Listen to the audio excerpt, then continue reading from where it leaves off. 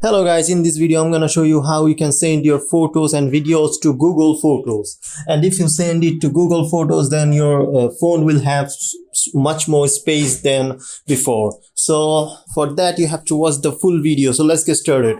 First you have to go to the gallery and then you have to select the photo whichever you want to send to Google Photos. Like I'm selecting this one and I want to send it to Google Photos. So I have to just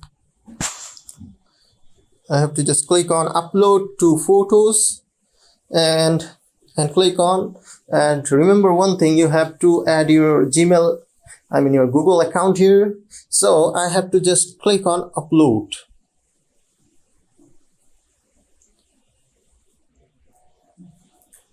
Yes, and it's successfully uploaded. Now you can delete this photo because this one is already in your Google Photos. You can download that from there and you can have it again. So thank you guys. Thanks for watching this video, and do like, share and subscribe to this channel.